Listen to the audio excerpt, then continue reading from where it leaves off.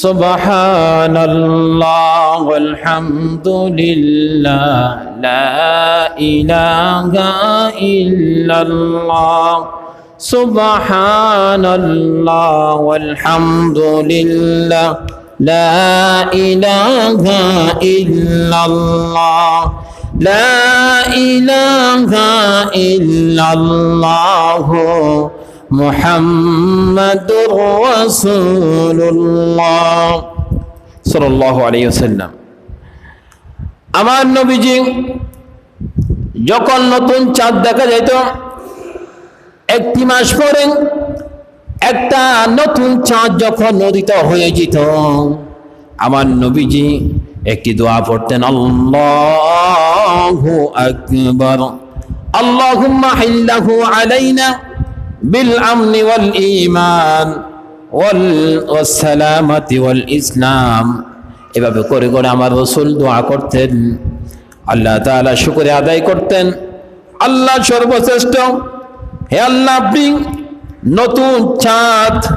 নতুন চাঁদের সূচনা করেছেন নিরাপত্তা ঈমানের সাথে।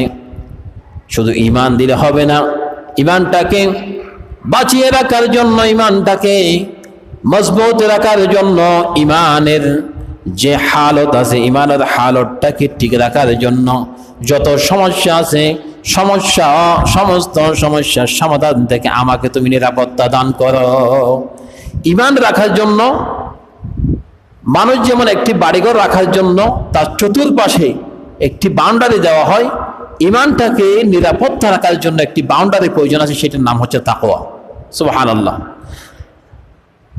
যখন তাকওয়া থাকবে, রমাদানুল মুবারক মাস যখন তাকওয়ার ভিত্তিতে যখন মানুষ কাজ করবে, আল্লাহ পাক তাকে ওই তাকওয়ার কারণে সমস্ত নাফরমানিগুলি থেকে আল্লাহ পাক বাঁচিয়ে দিবেন, আর বান্দাকে সমস্ত গুনাহের থেকে বাঁচার জন্য তৌফিক দিয়ে দিবেন।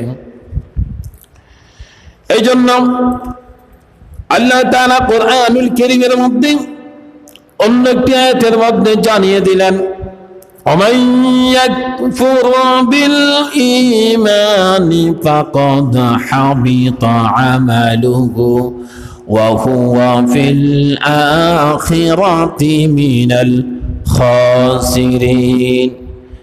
আমার কোন বান্দা যদি ঈমান আনে, ঈমান আনার পরে যদি আমলে সালিহ করে, নেক কাজ করে, এবং নেক কাজের পাশাপাশি যদি খারাপ কাজ করে, ওই নেক কাজগুলিকে কুফরি করার কারণে আল্লাহ সমস্ত নেক কাজগুলিকে বরবাদ করে দিবেন, তার জন্য জাহান্নামটা নির্ধারণ করে দিবেন, তাকে আল্লাহ পাক কিয়ামতের দিন ক্ষতিগ্রস্তদের অন্তর্ভুক্ত করে দিবেন।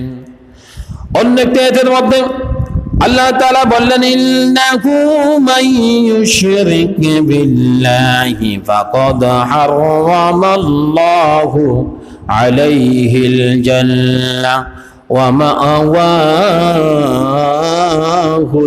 নার ওয়া মা লিয-যালিমিনা মিন আনসার।